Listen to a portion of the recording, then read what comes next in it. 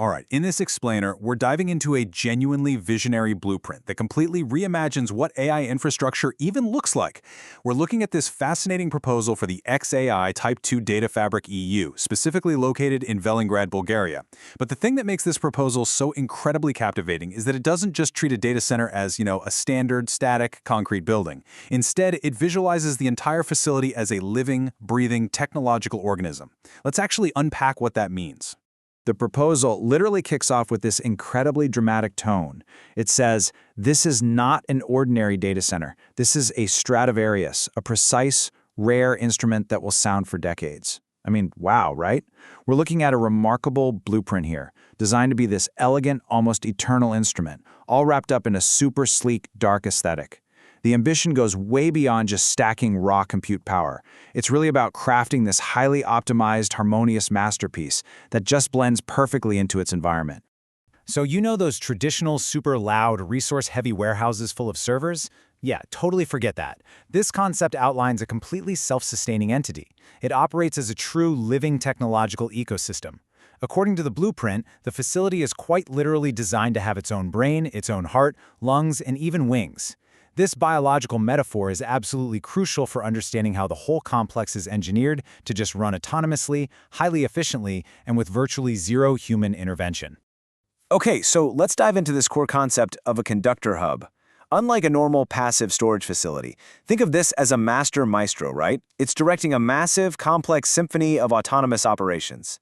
It's positioned as a strategic edge node where the Grok 7 AI can orchestrate fully uncrewed dark factories, coordinate fleets of Optimus robots, and manage all sorts of autonomous systems in real time, all across Europe. It's an active, commanding intelligence.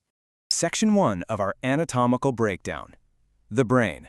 The Grok 7 compute core. To really grasp the sheer scale of this brain, try to wrap your head around this number, 4,800. That is 4,800 Grok 7 optimized racks. The blueprint paints this incredibly vivid picture of the space. A perfectly quiet, pristine Tier 3 standard hall, and it's illuminated only by this soft blue glow coming from the server racks to show they're running. You've got Optimus robots just gliding silently down the aisles, swapping out components. It's basically a vision of pure, undisturbed computing power. And inside those sleek, black racks, it's an unbelievably dense concentration of processing power. We are talking over 150,000 specialized cores. The architecture specifically pairs Rubin inference GPUs, which, by the way, are packed with 336 billion transistors each, alongside Vera CPUs. Add in 12 to 16 terabytes of super-fast HBM4 memory per rack and a massive 800 gigabit per second NVLink network, and, well, this hardware isn't for your standard web hosting. It is purpose-built for complex agentic reasoning and long-horizon planning, with literally zero latency. Now, how all that immense compute muscle gets divvied up is kind of fascinating. The proposal actually allocates 20% of the capacity over to Google DeepMind. This minority partnership makes a lot of sense. It's there to provide stability, tap into a massive data mode, and add some extra analytical depth. But make no mistake, Grok 7 retains the vast majority. It holds on to 80% of the autonomous orchestration power, which keeps xAI firmly in the driver's seat. So, the real kicker is how this brain actually communicates with the outside world. Grok 7 operates almost like a holographic conductor. Step 1, it autonomously plans and optimizes its tasks. Step 2, it fires commands out to regional dark factories in Bulgarian cities like Burgas, Plovdiv, and Sofia.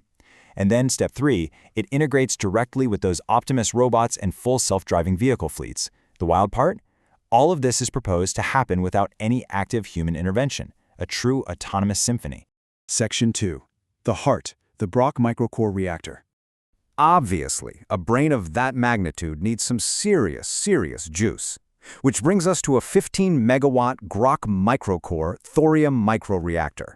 This is effectively the immortal engine of the entire complex. It ensures the facility isn't relying on an external and potentially flaky power grid. Visually, they describe this thing as a giant, striking silver cylinder putting off a soft blue glow. It's engineered to provide over 2 full decades of absolute energy autonomy. No refueling needed. But what makes this heart truly unique is the control system. Actually, there isn't a human control system at all. It's managed entirely by Grok 3.7. By pulling human operators out of the day-to-day management loop, the goal is zero human error. ensuring a flawless, uninterrupted pulse of energy for 20+ years. Which brings us to Section 3, the lungs and wings, natural cooling and solar power. The specific location they picked for this proposed hub? Definitely no accident. It's situated in the Chepiano Valley in Velingrad, at exactly 820 meters above sea level. Why does that matter? Because by placing the facility at this specific altitude, the hub can tap right into that crisp, cold mountain air, where ambient temperatures are naturally 8 to 10 degrees Celsius cooler than down in the lowlands. When you compare this to how things are normally done, it's pretty eye-opening. The old way of running a data center relies heavily on insanely expensive, grid-taxing, and super water-intensive liquid cooling. It's a huge resource drain, but the Organism way, thanks to that 820-meter altitude, the lungs of the facility can rely almost entirely on 100% free air cooling using silent adiabatic towers. Those liquid cooling plates on the servers, they're strictly kept as a discrete emergency backup parachute. And you can't have lungs without wings, right? The wings here are these vast black solar arrays spread out on the roofs and the surrounding fields. They look like protective wings and provide daytime auxiliary green power. When you combine that with the free mountain air cooling, the setup targets a power usage effectiveness, or PUE, of 1.15 to 1.18. To put that into perspective, that would easily make it one of the most energy-efficient computing nodes in all of Europe.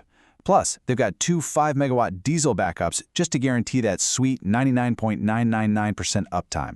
So what is the actual game plan here? The roadmap uses what the blueprint calls a Matryoshka strategy, like nested Russian dolls where one layer reveals the next. It's designed to start with an initial 12-megawatt deployment in 2028, just kicking off the orchestration of regional factories. Then between 2029 and 2030, a massive expansion kicks in.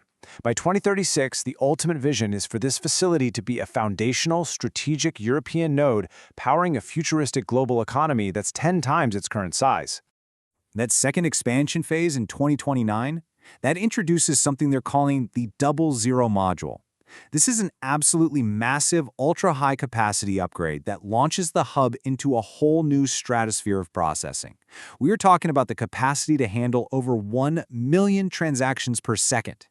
That kind of bandwidth is specifically meant for managing agentic finance and tokenizing real-world assets, which basically lets the AI independently manage the economics of all the autonomous systems it oversees. So taking a step back, this entire blueprint for the Velingrad Conductor Hub is just a phenomenal look at how AI infrastructure could evolve from these clunky industrial warehouses into elegant, self-sustaining biological organisms. But man, it really leaves us with one profound question. As we build these perfectly engineered, self-sufficient technological entities, organisms with their own brains, hearts, lungs, and wings, how is our relationship with our own infrastructure going to change forever? And ultimately, what exactly will be humanity's role in the symphony they conduct? It's definitely something we all need to be thinking about as we hurtle toward this autonomous future.